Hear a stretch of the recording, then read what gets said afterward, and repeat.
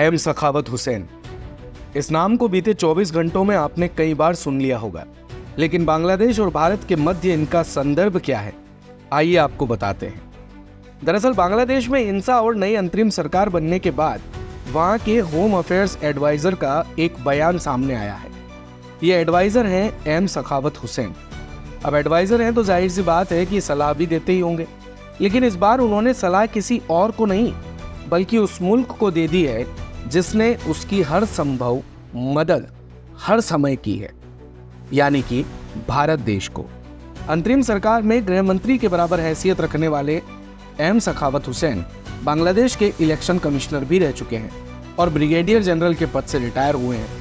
लेकिन बवाल कट रहा है उनके इस बयान के बाद, जिसमें उन्होंने कहा है कि भारत को बांग्लादेश के मामले में दखल देने की जरूरत नहीं है। दरअसल बांग्लादेश की पूर्व प्रधानमंत्री शेख हसीना फिलहाल भारत में है। हुसैन से इस बारे में जब सवाल पूछा गया तो उन्होंने कहा कि भारत बड़ी ताकत बनने की कोशिश कर रहा है। उसे समझना चाहिए कि अगर वो बांग्लादेश के मामलों में ऐसे दखल देने की कोशिश करेगा तो ये भारत के लिए भी अच्छा नहीं होगा। भारत खुद ही अपने पूरब में परेशानियों से घिरा हुआ है।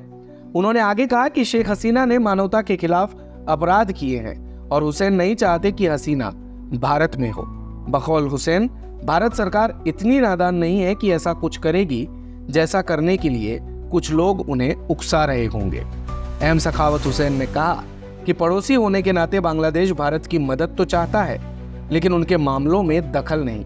उन्होंने बताया कि 21वीं सदी में किसी और देश के मामलों में बाहर से बैठकर दखल देना आसान नहीं रह गया है। उन्होंने शेख हसीना को इस वक्त साउथ एशिया के साथ साथ पूरी दुनिया का सबसे अनपॉपुलर लीडर बताया। उन्होंने कहा कि बांग्लादेश में जो कुछ भी हुआ, भारत को उसका सम्मान करना चाहिए।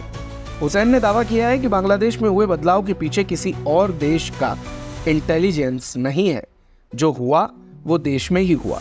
उन्होंने कहा कि सड़कों पर बच्चे अपने पैसों से पेंटिंग कर रहे हैं, सड़कों की सफाई और ट्रैफिक मैनेज कर रहे हैं। हुसैन ने कहा कि ये सब नया है, ऐसा किसी और देश में नहीं देखा गया।